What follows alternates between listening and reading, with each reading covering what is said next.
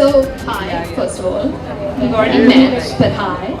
All of a sudden, of course, you have to wake up early, you have to follow the instructions given by the producers and everyone else. So, but it's fun as you start developing this love for your work.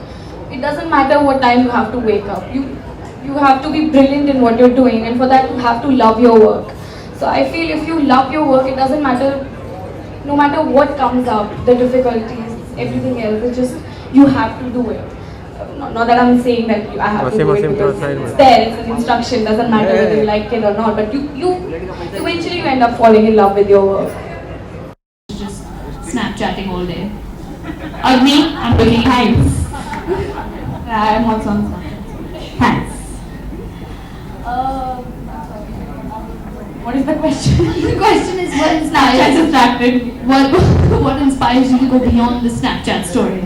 Nothing really inspires me. I mean, I really want to get out of social media, but I don't know. Nothing really inspires me. I'm so boring in life. Nothing inspires me at all.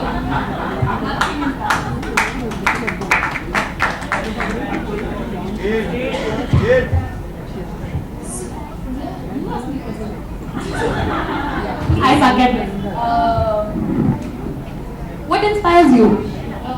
Okay, I was not expecting that question. That's deep. Now you know. Now, yeah. Give me a minute. I'm working on it. I guess just the fact that when you write a story worth telling, it becomes something that people can actually read and enjoy, and it could possibly become part of their lives in a way that you would never even have guessed.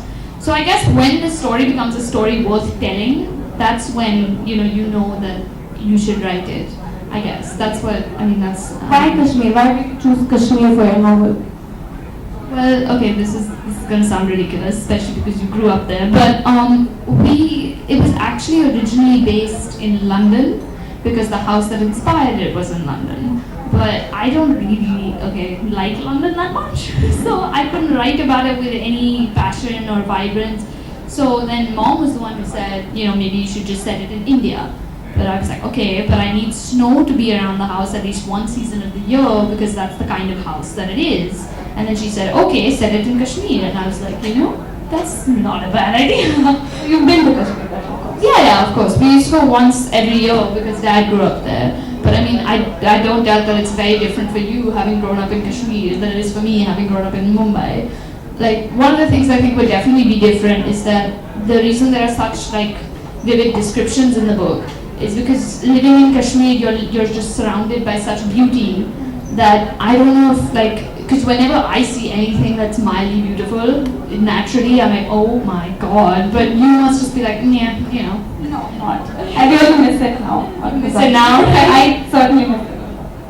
So that was, I think, one of the reasons why I set it in Kashmir, was because it was, I don't know, it just kind of happened, and then suddenly when it was set in Kashmir, it had a whole new kind of vibrance and a whole new take to it. So, I mean, I hope you don't read it and then you're like, well, that's nonsense. No. That doesn't happen. You're actually the protagonist that I'm trying to portray in terms of how she's grown up. So I hope you enjoyed it, actually. So what is it actually like then, growing up as a 16-year-old in Kashmir? Because I'm writing from imagination and bits of research. I think I'm the wrong person to ask this question because I'm living in my own zone. I have no idea. My life is not being arrogant or something. My life is a little different from what a 16-year-old's life should be like.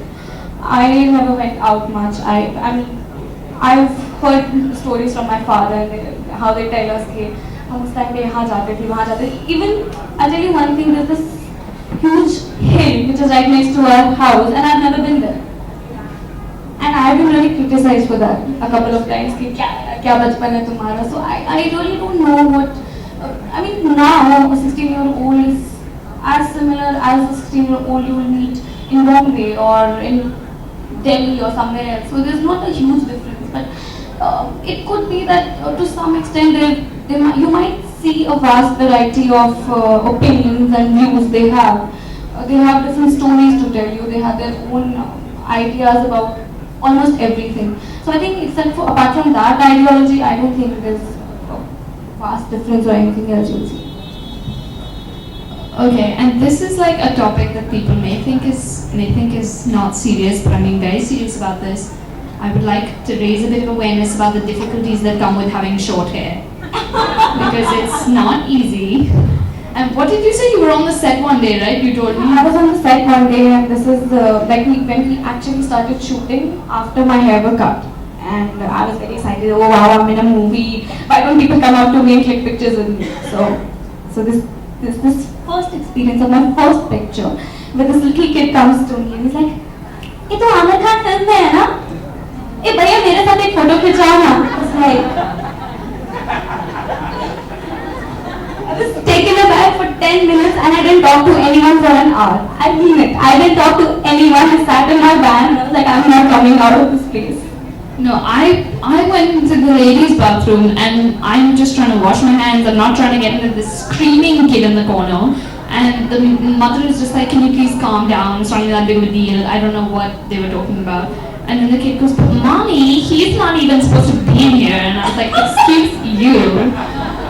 And so yeah, it's way tougher than people think it is, first of all. I don't know, I've seen you long hair, but you look really good. Chocolate. Thank you. But at least yours is now there's nobody mistakes you anymore for a guy, right? Now that it has grown, yeah. Fortunately, it's been a year now. I don't know, I don't want to grow it out though, because then it'll be like that awkward length where it's like kind of an Indian style afro, but like it's a beard and then Racist. no, but it's true. I don't know how that's gonna work out. So yeah, but also, oh yeah, I just remembered, I wanted to ask you this. You told me that you have a kitten. Yeah. And how do pets have it. have. Kill her. I take it back. You have a kitten. How do pets help in the creative process? Because I know we have 6 dogs and they are just, I mean, they're crazy, but they help sometimes. I don't know how they help in the creative process, but they really help you in, they build your emotions. I mean, they lift your mood. They really lift your mood. That's all I can say. Yeah, that's true. Like at the end of a long day, just a face full Lift your of mood a fur. lot. Especially when you don't have Come on, what about me? Now that I know you, but back in history, I don't really have friends to hang out, so I prefer staying back at home with my kitten, so I love it. So, I mean, you haven't thought of a name for your kitten yet, right?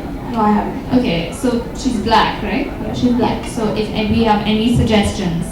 Okay, so, okay, let me think, wait, give me a minute, let me come to me. Midnight's cliched, right? Midnight is it's too long. What's too long? It's too long. All of her. No, that's so weird. that's really bad idea. Why on earth? What? No, please Are don't. you deleting cats by me? No, but I'm just saying, why would you want to call it me?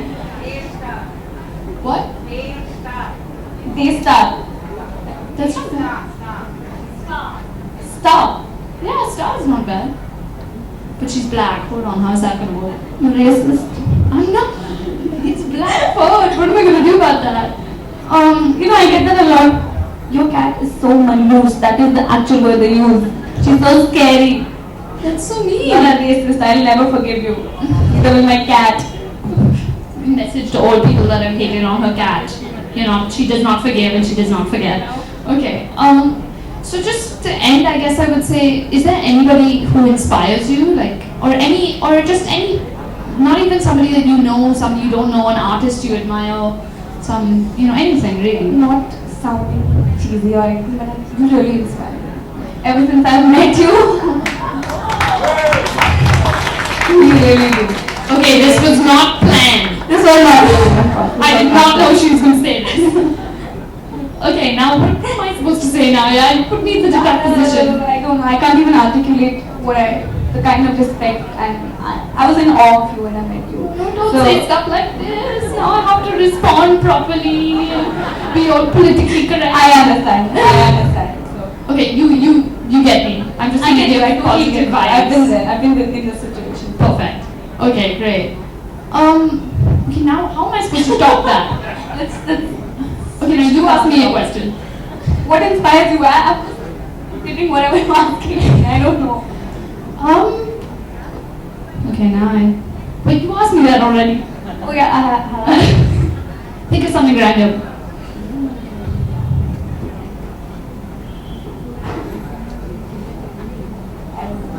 I'm so sorry. I'm so bad at asking questions. I'm so sorry. Okay, wait. I'll ask myself a question. What does that even mean? Come on, I can ask myself a question. Let me just think of a normal question that somebody would want to know. So how long in total did it take you to make the film versus it taking to write the book? Because mine took like 1.5 to 2 years. So how long? I really don't know. See, there's a difference in writing and when you act. So I can only talk about my part. Yeah. Because I was not involved in The whole part. the whole preparation or whatever. So I was only involved for 8 months. I can only talk about my involvement in it. I was only involved for 8 months. Yes, I know. I think it took them 4 years to write the script and execute everything. I really don't know. Okay, but one question that I genuinely want to ask. Whenever I listen to myself on a video, I hear myself and I sound really squeaky. Does that happen to you when you're watching yourself on film? Do you I hate to watch myself on screen. Right? I hate it. Like, isn't that kind of annoying? It's annoying and it's so embarrassing. It's really embarrassing. I hate it. I never watch my interviews. I was scared to watch my film. Yeah, but you had to go, right? Because you can't be like, No, I cannot watch I it. don't want to watch it. It's just too downcast. The first few ads I shot, my voice was down. So Oh. it was okay. But in the movie, I'm like, now I have to watch myself for an hour. For just like, well, okay, I actually thought of a nice quote to wrap up on, so I'm going to wrap up on a nice note, which is that there's this really, I guess now that you asked what inspires me, I have a good answer for that now. There's a quote from a movie, Midnight in Paris, that my friend Anjali, who's sitting somewhere where I can't see, showed me, where Judi Dench says, we all fear death and question our place in the universe. The artist's job is not to succumb to despair, but to find an antidote for the emptiness of existence. So that's what inspires me.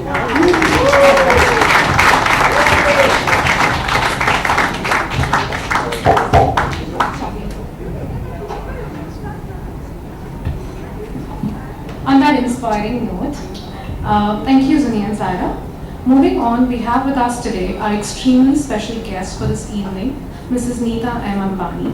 Mrs. Ambani is an educationist, philanthropist, businesswoman, and a noted proponent of sports. She is the founder and chairperson of Reliance Foundation, which has impacted lives of over 10 million people across India.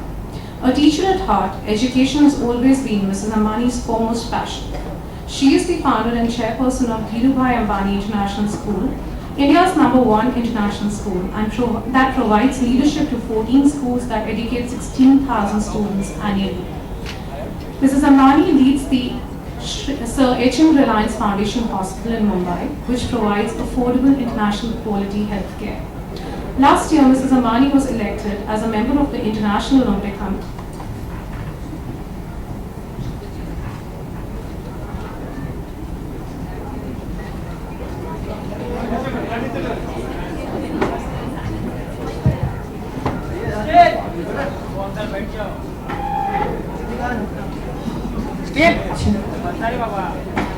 बैठ जाओ। अरे भाई बैठना। Relax हो।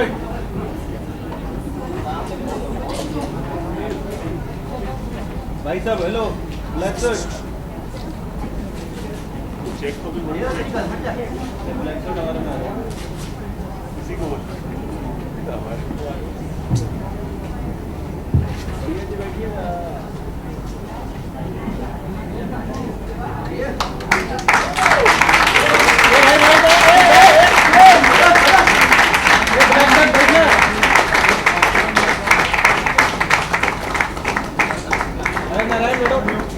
बैठ जाओ। Wait.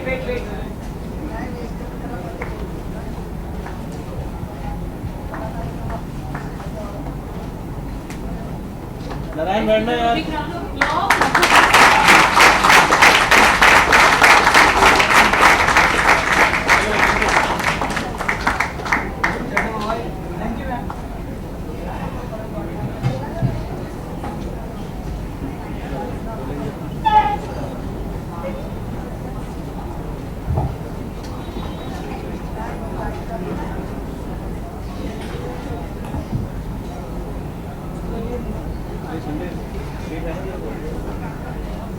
Dear friends, a very warm good evening.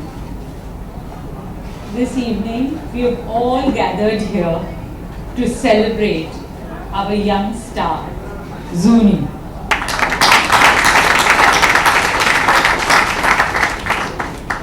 Zuni, today is your day, and I hope you are as proud of yourself as we are of you.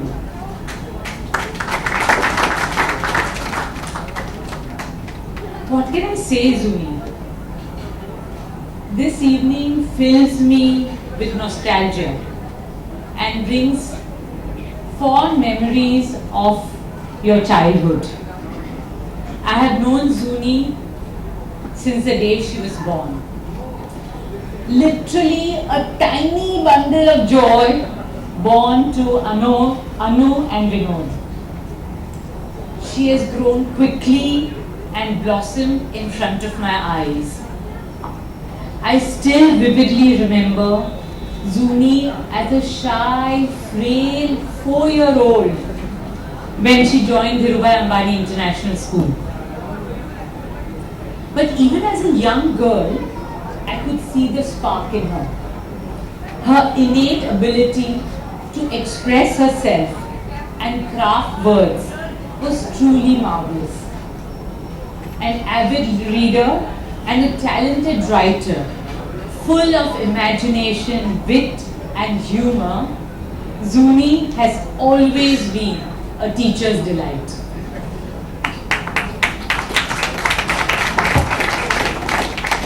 Zuni, I hope you're enjoying all this. She took several initiatives in our school to encourage the love of reading amongst peers, including initiating a book club. I have also very fond memories of all our holidays we have had together and your impromptu poetry for every occasion. There were times that you would say words out of figment of your imagination, much beyond your years, to our amazement and to your dad's bafflement. Zuni is a true wordsmith, able to use the gift of language to captivate her audience. 6 years ago, I was here to launch Zuni's book of poetry, The Land of Dreams. And today, I am overwhelmed to introduce her as a budding novelist and to launch her debut novel, The House That Spoke.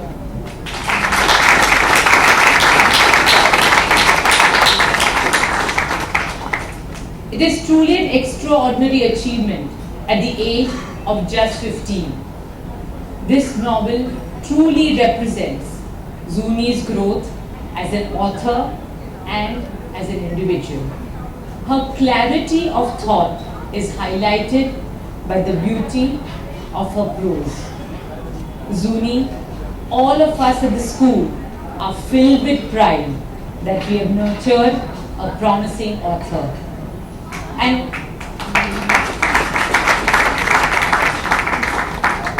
an author who will make waves not only in India but on the world stage. This is also the time to appreciate Anu and Vinod.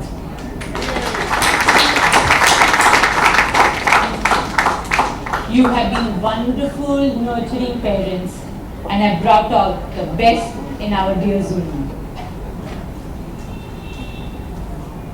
I'm sure Zuni's success will inspire many more girls and boys to follow their hearts and chase their dreams.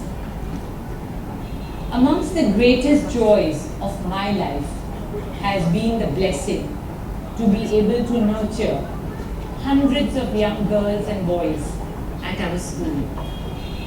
Every single day, I'm overwhelmed and inspired by their innocence, positivity, and enthusiasm.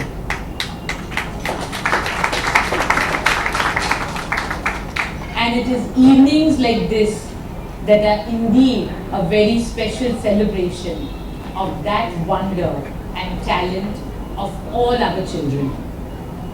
Zuni, congratulations. And may you always continue to inspire with your poems and enthrall with your words. This is the beginning of your journey, and we look forward to applauding and cheering all your achievements in your path ahead. Let's give a big round of applause to our young novelist Zuni.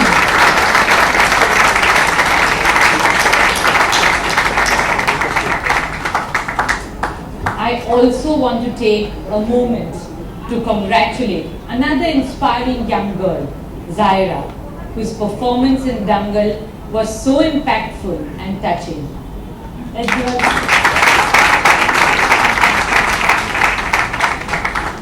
Zaira and Zuni, I truly enjoyed your conversation today, from your differences to your inspirations. But what really struck me is that all children, whether they grow up in Kashmir or in Mumbai, are the same.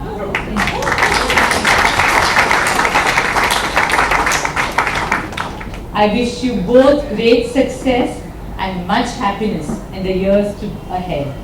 Good luck, and may God bless your path always.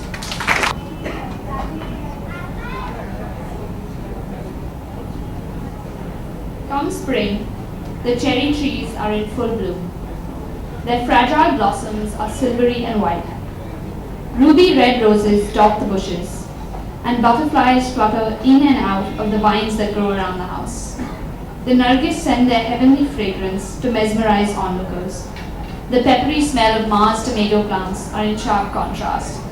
Crunchy crimson and light green apples burst through the scintillating scents of the garden.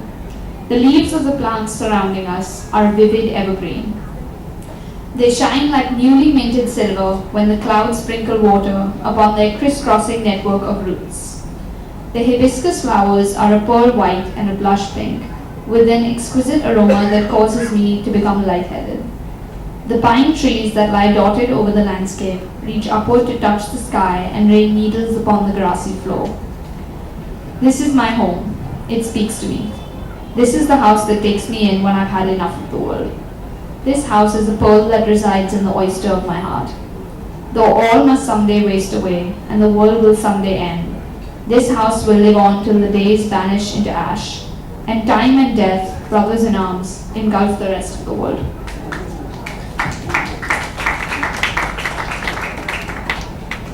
My mother never leaves a thread undone. I see it in her hair, the way it coils impeccably around itself, no more than a few strands astray. I see it in the way she walks, at ease yet upright, fixing things that bend at all angles, or shutting windows left so slightly ajar that you could almost miss their breeze. I see it most of all in her threads themselves, in the way they entwine with each other like gnarled, twisted stumps of decaying oak, in the way they wind themselves lovingly around her fingers and slip into position just as she draws them away. But sometimes my mind wanders to forbidden lands, and it whispers that perhaps the reason she so meticulously brushes each light brown strand into place every morning is because there are far too many loose, chaotic, forgotten ends in her life to possibly die up again.